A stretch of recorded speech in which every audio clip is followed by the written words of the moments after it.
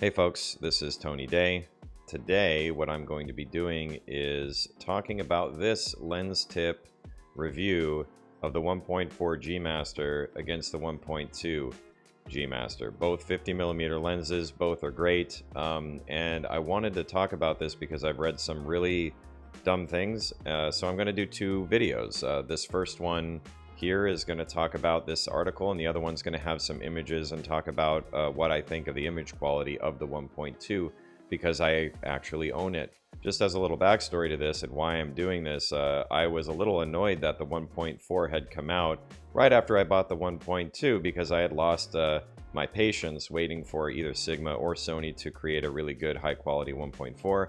I didn't particularly like the Sony Zeiss version, believe it or not.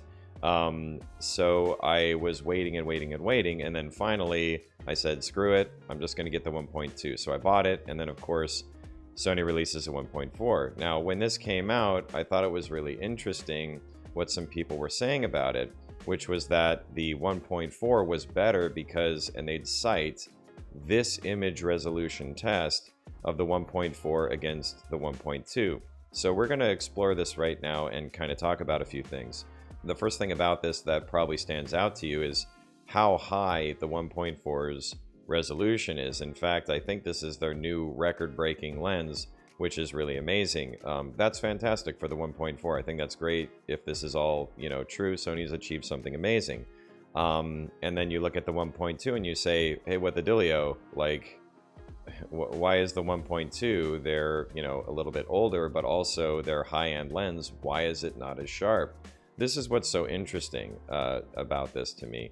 First of all, it's a lot easier to design a 1.4 than it is a 1.2 and have it be really sharp and corrected and all those things. But the other thing that everyone needs to understand when it comes to data is that when you only have one copy of lenses, you only have one copy of things that you're testing, you don't know if the person that's doing this data collection has a really, really good copy of this 1.4 and a crap version of the 1.2. Maybe the 1.2 is mediocre and more representative of the middle of the road copies of the lens. Maybe the 1.4 is also the middle of the road. We don't know because it's only one of each. And every reviewer that I know of, save maybe Lens Rentals, does image resolution tests and everything else in the same way. I know I've seen a Northrop video where they gave the, I think it was the Sony Zeiss 50mm, a horrible score because it looked like they just had a really bad copy, which is totally unfair to that lens.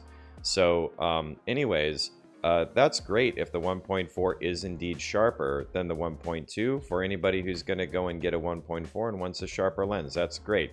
The only thing is, I've never seen anybody recreate the results from this test and show the same thing.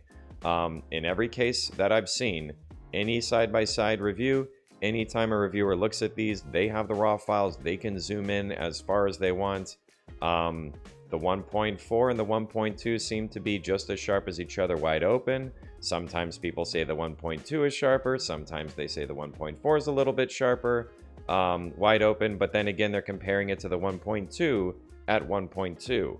So the other thing that seems to be relatively consistent is, though, between these is that the very corner of the 1.4 tends to be sharper than the 1.2. Now, I don't care, by the way, how sharp the corners are at 1.4 or 1.2, all the way up to like maybe f4, because frankly, I don't frame anything in the very corner when I'm shooting wide aperture. So maybe that is the case, that the 1.4 in the very corner is sharper than the 1.2 in the very corner. I just don't give a damn. If you're looking for, I can tell you as an owner of the 1.2, if the 1.2 is not sharp enough for you, I don't know what's wrong with you. It's plenty sharp. In fact, I'd imagine most people using it for portraits are going to have to unsharpen their photos. So if the 1.4 is sharper, have at it. I don't ever see myself needing a lens sharper than a 1.2, and I'm shooting on the A7R5, which is 60 megapixels. They both have things like vignetting, they both have things like distortion. Both of those things you can correct rather easily. I don't really care that much about that. Maybe other people do. Definitely check out the articles or other reviews if you really need it. But what I'm going to do is show you the two other things that are, to me, really, really obvious in terms of a difference between the 1.2 and the 1.4. in terms of the image quality here on the same article that people are using to say that the 1.4 is better.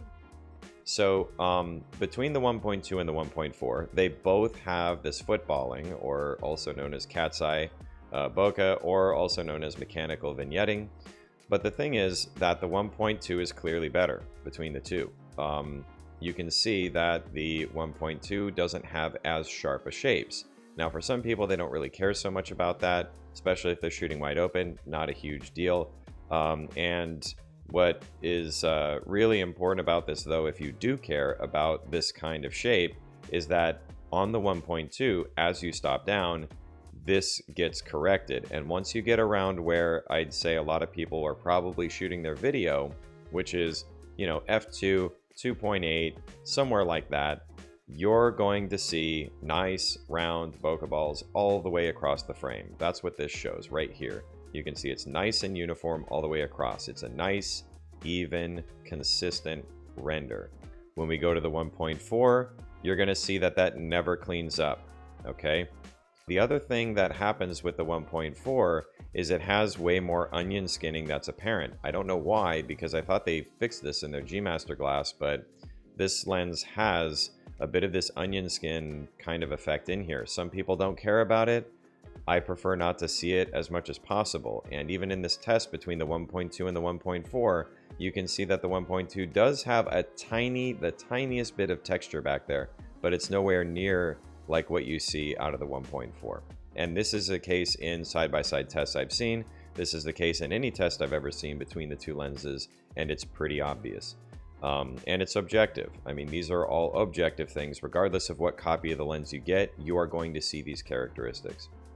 So now in the ghosting and the flares here, this is actually one of the coolest things about this lens, in my opinion, in terms of how it's been designed, because there's so many pieces of glass in it, yet it just doesn't flare. I mean, you've got the sun right here and there's no ghosting. You know, look at this. And it's at 1.2, which can usually hide some flare issues, like you might get more veiling glare or something like that. But the ghosts tend to be less apparent, but you can't even see any in here. I mean, they're just not apparent. And this is my experience as well. And this is at f8, by the way. These were at 1.2. Here we're at f8, where we should see clearly any ghosting issues. And look, we kind of get a little bit of a blob there, but I don't see any else, okay? We get a tiny bit here, but just like these two here, if you're using a lens hood, you're not really going to get any of this. I've never seen this when I've shot because I always use lens hoods, okay? But it's just so well suppressed that it's actually pretty awesome. For a 1.2 especially, this is really difficult. Like they say here, if you manage to avoid such a light position, you'll be fine. In all other cases, it's really difficult to catch any ghosting or flares in photos, and contrast of images also remains properly high. Okay, that's the 1.2. Pretty awesome. 1.4 is not the same thing, and it's obvious. This is in every test I've ever seen of these two lenses. The 1.4 has worse flaring. It's objective and it's clearly obvious. You can see a lot of this rainbowing right here. Okay, and then right here you can see that ghost, and this is wide open where it should be, where it should be hidden as best as possible, and it's just not. I mean, the ghosting is there. This is what I would have expected actually out of the 1.2, but it's in the 1.4. You see that? Okay, that's like, you can see every element right there. Okay, the 1.2, you can't get it to do this. Now, I will give a caveat here. If you want this baked into your shots, then get the 1.4, because it bakes this into the shot. If this is what you want and this is the kind of character you prefer, then go for it. If you want a clean render, go for the 1.2, because it's going to be much better for that.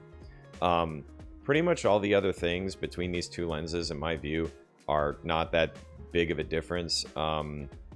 Save the size and the weight, even that, if you've actually shot, like I have the 35 1.4 and the 50 1.2, the weight difference is not enough for me to care. But stuff like this actually matters quite a bit more. You know, things like, I know that they have an autofocus test in here. Autofocus and focus breathing. honestly, the autofocus between the two should be like great. I have no issues whatsoever with my 1.2, and I don't expect the 1.4 to be any worse. Both of them have breathing, but if you use a modern Sony body with breathing compensation, you just won't see that. So anyway, that's it on this one. I guess I'll just close it out with a little teaser of some images and stuff that I've shot with the G Master 50mm f1.2. I'll do a whole video where all I'm doing is showing these images and explaining my feelings about it and what I like or what I don't like about the lens. So till next time.